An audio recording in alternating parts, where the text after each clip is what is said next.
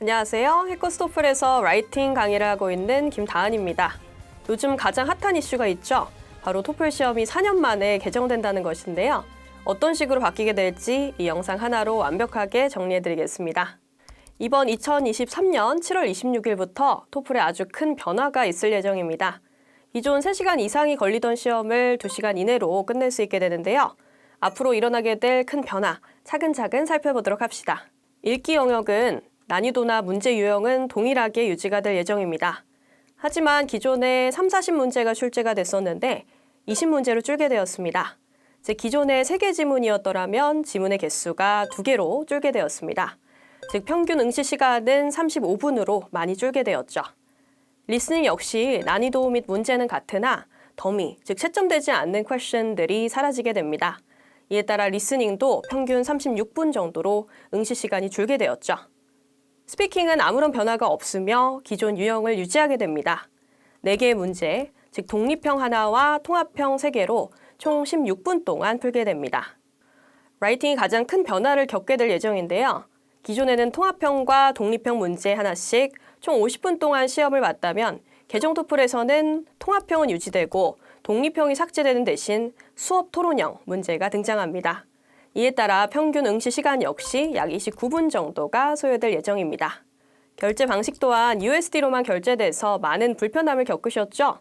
앞으로는 구매 현지화 개선으로 비교적 간편해진 절차를 통해서 결제가 가능해졌습니다. 많은 분들이 궁금해하시는 응시료는 이전 시험과 동일합니다. 자, 그럼 라이팅의 새로운 유형, 수업 토론 유형이란 무엇일까요? 교수의 논제를 바탕으로 두 학생이 자신의 의견을 서술합니다. 응시자는 이 학생들의 주장과 예시를 파악하여 토론에 기여할 수 있는 나만의 의견을 적는 문제입니다. 작성 시간은 총 10분으로 읽고 내 의견을 서술하는 시간까지 모두 포함되는 시간이기 때문에 빠르게 논제를 파악하고 각 학생들의 의견을 파악하는 것이 매우 중요합니다. 내 의견을 서술할 때에는 학생들의 의견을 언급하고 또 학생들에 대한 추가적인 의견이나 예시도 함께 서술해야 됩니다. 단순히 학생들의 의견을 똑같이 서술하지 않도록 합니다.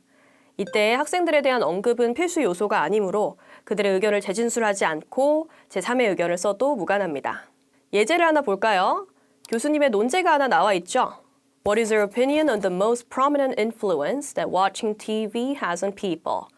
즉, TV가 사람들에게 끼친 영향이 무엇이니? 라는 질문에 대해서 미아는 사람들을 덜 움직이게 만들었다. 그리고 존은 다양한 경험을 할 수 있게 만들어줬다. 이렇게 주장을 하고 있죠. 여기서 우리는 이 두 사람의 의견을 참고해서 우리의 의견, 즉 TV가 우리의 삶에 어떠한 영향을 끼쳤는지에 대한 답변이 필요합니다. 이때 두 사람의 답변은 멘션을 해줘도 되고 하지 않은 채 제3의 의견을 만들어도 무관합니다. 많은 분들이 궁금해하시는 출제 토픽과 내용에는 어떤 것들이 있을까요? 매번 다양하고 새로운 토픽이 출제될 예정입니다. 정치, 경제, 사회, 과학기술, 교육, 문화, 환경, 건강 등 대학 강의의 온라인 토론에서 다뤄볼 만한 광범위한 논제들을 포함합니다. 그렇다면 채점 기준에 대해서 또 알아봐야 되겠죠? ETS에서 제시한 채점 기준은 총 3가지인데요. 예전 독립형 유형의 채점 기준과 크게 다르진 않습니다.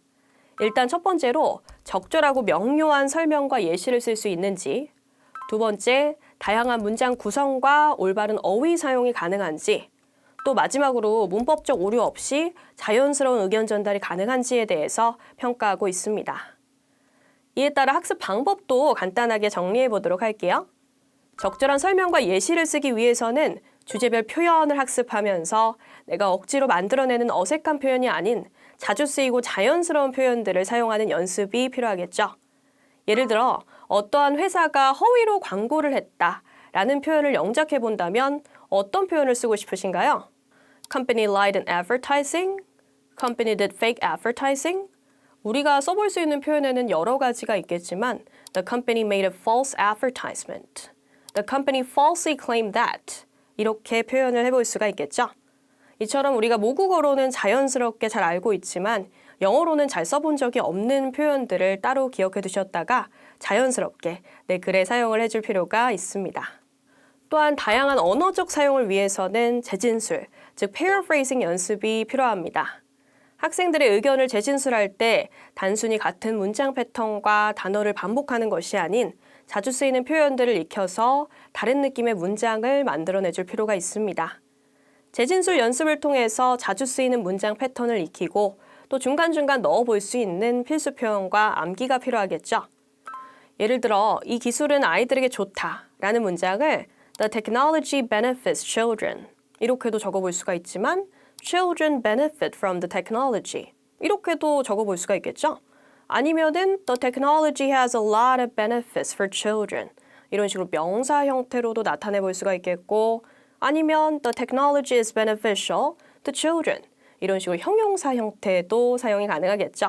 이렇게 다양한 문장 패턴을 쓰는 것이 매우 중요하겠습니다.